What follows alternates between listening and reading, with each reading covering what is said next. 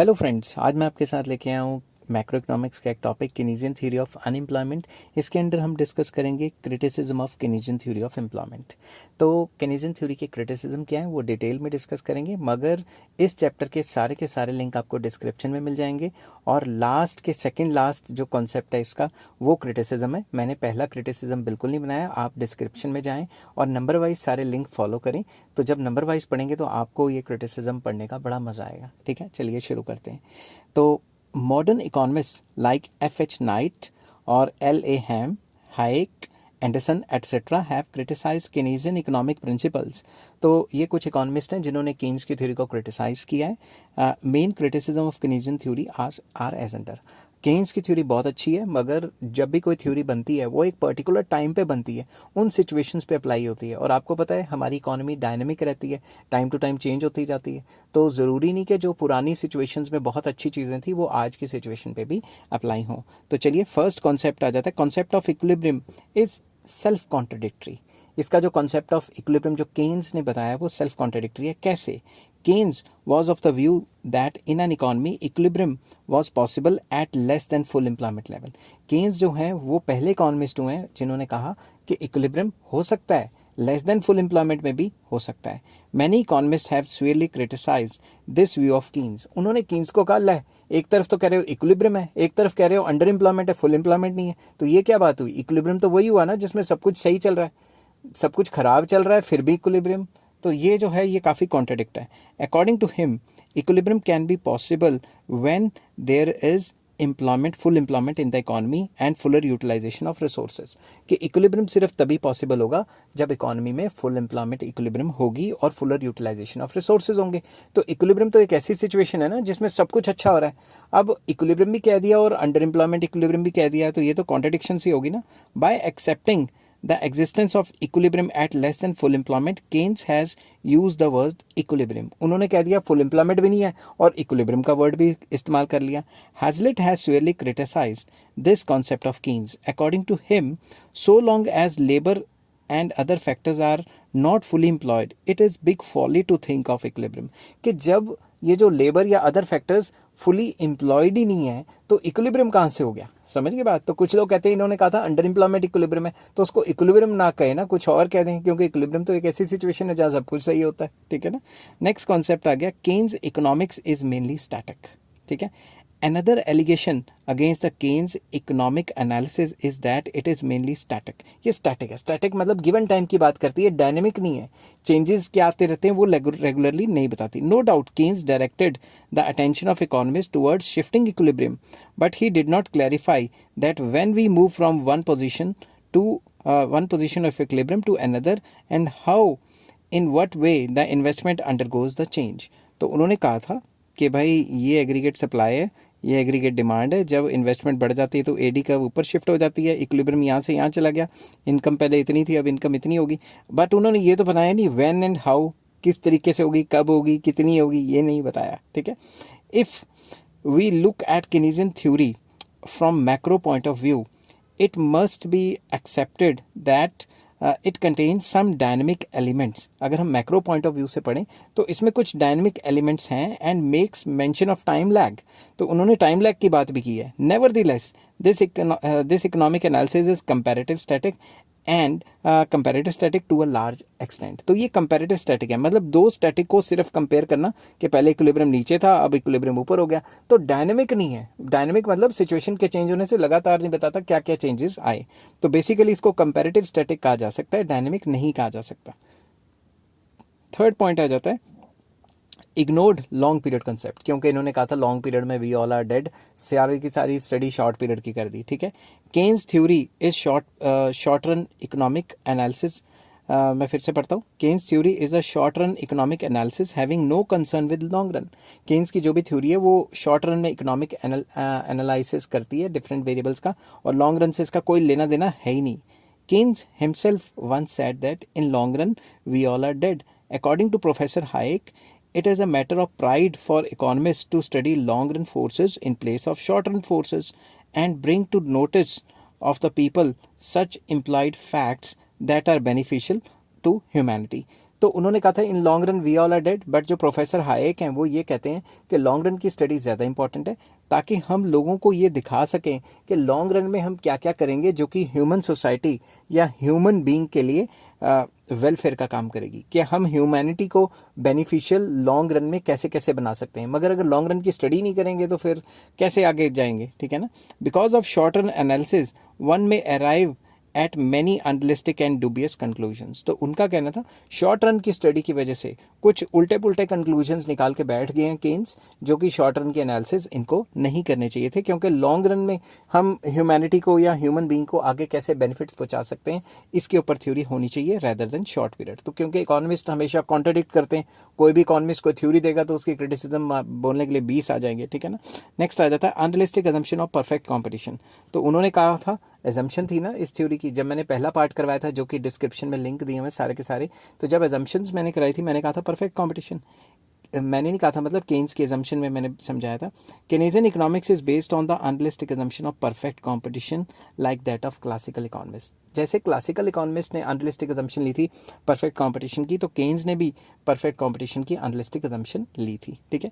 अगर आपको नहीं पता परफेक्ट कंपटीशन क्या होता है, आप मेरी माइक्रो इकोनॉमिक्स ग्रेजुएशन लेवल की जो प्लेलिस्ट है उसमें जाएं, उसमें एंड में कहीं परफेक्ट कंपटीशन की पूरी वीडियोस होंगी, आप उनको देख सकते हैं। But we know that in real economic world condition of perfect competition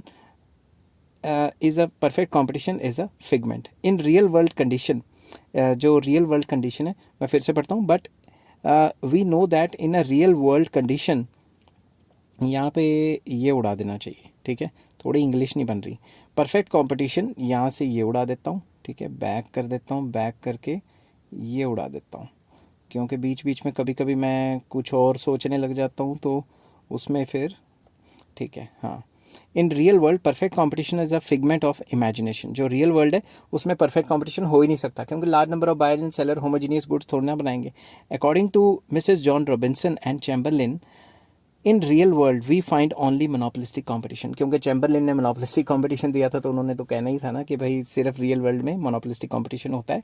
accordingly Keynes economics is also far from real conditions and circumstances. तो इसमें क्रिटिसाइज कर दिया कि उन्होंने भाई परफेक्ट कंपटीशन की बात की है, मगर असल ज़िंदगी में परफेक्ट कंपटीशन नहीं होता। फिफ्थ पॉइंट आ जाता है Keynesian theory is not a general theory.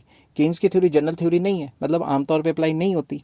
To claim this Keynesian theory of employment is a general theory and is applicable to all conditions of employment is not correct. Keynes ने जो claim दिया है कि ये मेरी जो theory है वो जनरल थ्योरी है, हर सिचुएशन पे अप्लाई होगी, हर जगह हर कंट्री पे अप्लाई होगी, ये भी सही नहीं है। The fact is that Keynesian theory is neither a solution to all kinds of economic problems nor is applicable to all economies. तो इसमें ये बताया गया, कई इकोनॉमिस्ट हैं उन्होंने ये बताया कि केन्स की थ्योरी हर एक जो प्रॉब्लम है उसका सॉल्यूशन भी नहीं देती और हर एक इकोनॉमी पे अप्लाई भी नहीं होती। कैसे? प्रोफेसर स्वीजी ने कहा है, he has criticized Keynesian theory stating that it does not consider technical unemployment।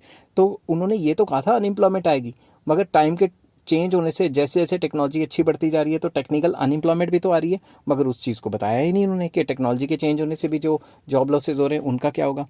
Its application, इसकी एप्लीकेशन कहाँ पे होती है? Is confined to developed economies like England and America, but it does not apply to socialist economies like Russia, North Korea etcetera etcetera. तो ये तो सिर्फ वहीं पे अप्लाई हुआ ना जहाँ कैपिटलिज्म है, सोशलिज्म वाली जगह तो ये अप्लाई नहीं होगी थ्योरी।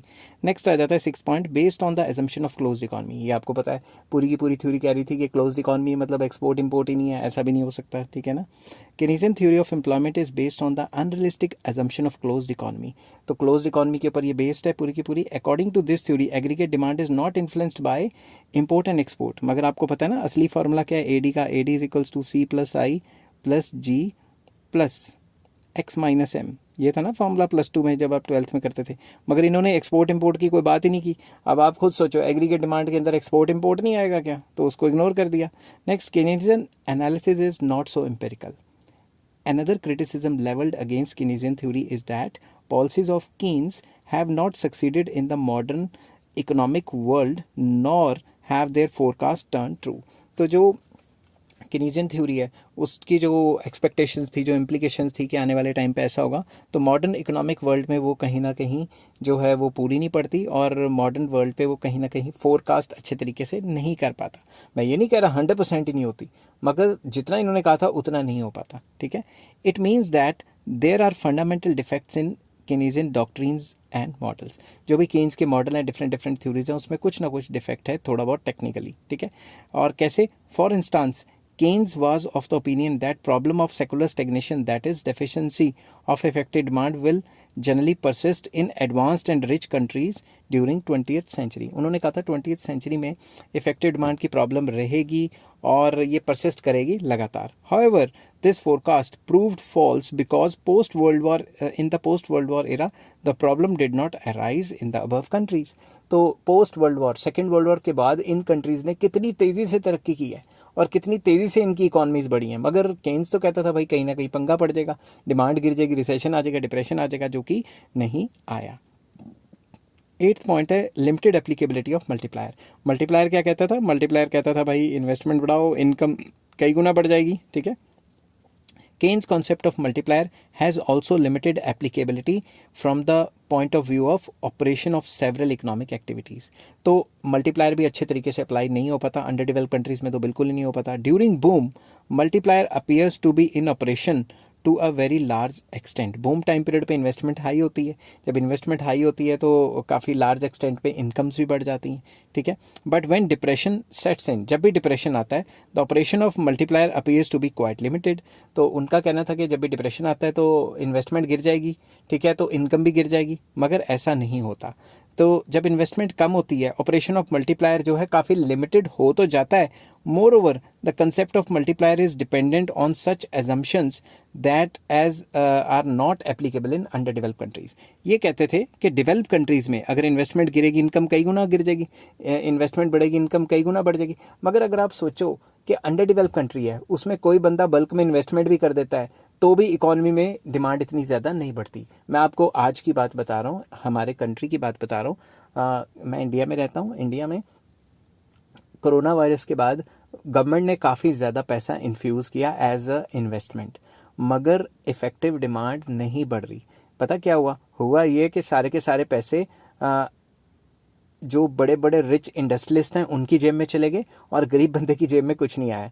तो जीडीपी बढ़ भी रही है मगर उसका कोई फ़ायदा नहीं हो रहा, गरीब बंदा गरीब ही होता जा रहा है और अमीर बंदा अमीर ही होते जा रहा है। तो अंडर डेवलप कंट्रीज़ में मल्टीप्लायर के कॉन्सेप्ट लागू करना बहुत मुश्किल होता है, इसलिए इसकी एप्लीकेबिलिटी ऑफ मल्टीप्लायर नहीं है। इवन गवर्नमेंट इन्वेस्टमेंट करती भी है तो वो पैसा सारा घुमा फिरा के रिच की जेब में चला जाता है और पुअर की जेब में नहीं जाता। ठीक है, नेक्स्ट आ जाता है इकोनॉमीज ऑफ डिप्रेशन। ये मैंने क्या कर दिया, हाँ, economies of depression. Another allegation against the Keynesian economics is that it seeks solution to the problem of depression and unemployment alone। जो हिक्स एंड शुम्पीटर है उन्होंने ये कहा था कि जो केन्स हैं वो सारा का सारा फोकस डिप्रेशन को कैसे हटाना है और अनएम्प्लॉयमेंट को कैसे सॉल्व करना है, इसी पे फोकस कर देते हैं। Keynes and Schumpeter are of the view that Hicks and Schumpeter are of the view that Keynes had not properly studied the problem of boom and inflation.